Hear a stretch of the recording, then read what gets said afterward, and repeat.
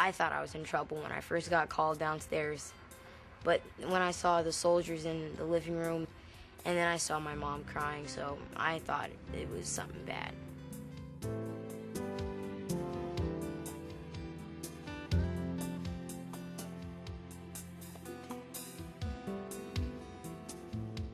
When someone's injured and they come home, it's really what they call a roller coaster ride. There's lots of ups and downs. So what Mom tried to do was I tried to be the shock absorbers for you guys and try not to give you too much information that might make you really sad.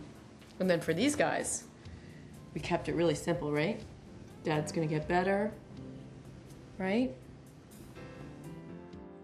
She probably had the hardest job,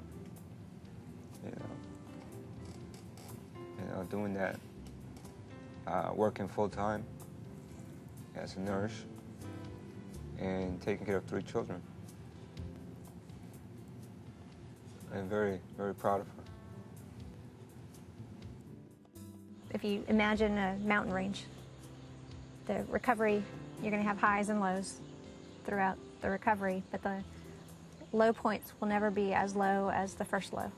So you're constantly going up this mountain of recovery, and that held true.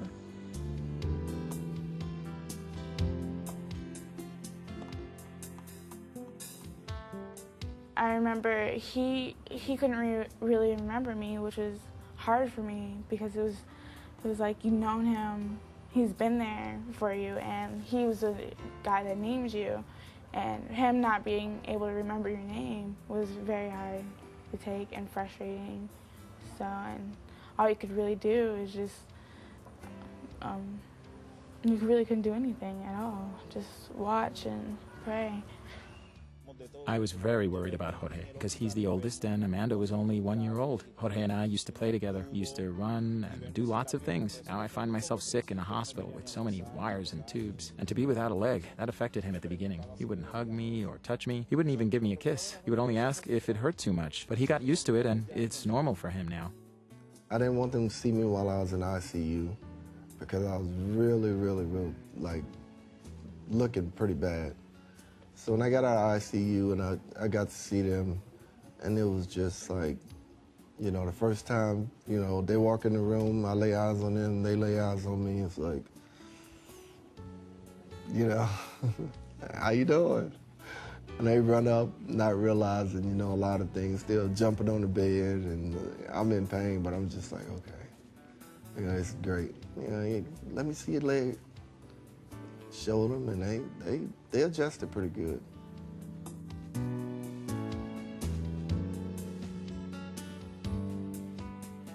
I knew when I saw him that he was there. I could see in his eyes that he was still cognizant. He could tell, he could understand things that were being said to him, whether he could express himself or not. The understanding was there. And he... You could tell that he would get frustrated because he couldn't say what he wanted to say, because he understood everything pretty much that was going on around him, and he couldn't. You could see it in his eyes and the way his face would move. He would get very frustrated because he couldn't express what he wanted. Very frustrating period. A couple times after I saw him, I had to leave the room because I didn't want to cry in front of him. It's okay, it was a good call. Good idea. I'm lucky I have the scar. Yeah, it's great, big, giant. If I didn't have the scar, no one they could see my elbow and think that's all I got. And other people don't have a scar. It's hard to see it. People don't see it, and so you have all this loss of abilities to read and write and walk and talk and think and listen, and most TBI Marines, everyone, memory loss. Plans. We couldn't plan as much as we used to. No long-term plans, necessarily. Because Tim would have good days and bad days, and if we planned to go on an outing one day and it was a bad day, then you just learn to be flexible. You do it a different day. You want to tell the one, and we went to dinner? No. She took me to dinner with my brother-in-law and her sister, friend Marine, Rick, and they took me to dinner. Whew. It was brutal. It's hard. It was awful. 2 weeks later, they took me again with the whole family, right? And your mom took us. Right. Again, it was awful. And she couldn't take it too much. Too many people talking and too many decisions about dinner and do you want to cook? Do you want to and that will never end. That always be my biggest mental weakness. I can't intake a lot. And I've seen those who have no family near them, and it doesn't matter how much training you do through those physical trainers, it's good, and yeah, they get a little better, but compared to a family, it's just nothing you can do. So it starts there in the hospital, not so much there, of course, because you're not awake yet, but then when you wake up and get moving and you come home every day, every event, everything is physical training, mental training, every way. And if you just be alone, it just doesn't work. The family is the best medicine. Training event is the family. Everything else is just convenient. It's really hard to spend that time alone. A lot of people are alone. I hate that. It kills me. I got a family, some don't.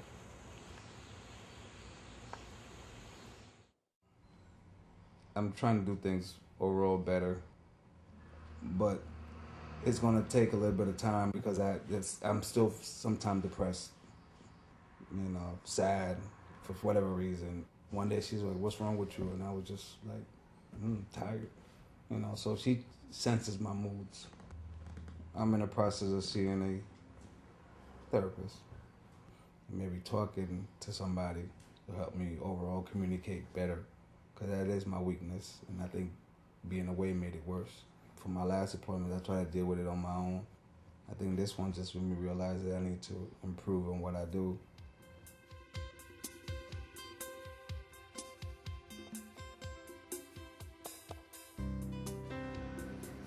Well, before he got injured, we always used to play basketball together, and I always used to beat him. What? But now that he's injured, he can't see out of the top part of his eye, so I always pass the ball over that side, and he can never see it where it goes, and I always take advantage of that spot, and now it helps me beat him. Right, Dad? You do? Mm-hmm. Yeah, that's why. Yeah. Mm-hmm. They have helped me a lot, and they have helped each other too.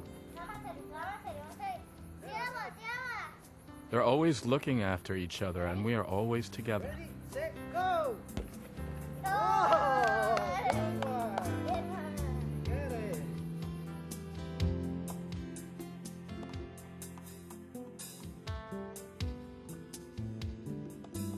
It's definitely, it changes you. And sometimes when you come back, it's just, you've changed, and the person you were when you left is not the person you are when you come back, and sometimes it just doesn't. So you have to get to know your wife all over again, and you have to start a new routine, and you can't just go back to what you were doing when you left, because it doesn't work. It's hard when they leave for that long time and you get used to doing things by yourself, and then having someone try to help you, it's like, oh, I can do it by myself. You have to relearn how to have somebody help you and be there for you. Even though he doesn't have his leg anymore, I still look at him the same way. There's nothing different. And I will always love my dad.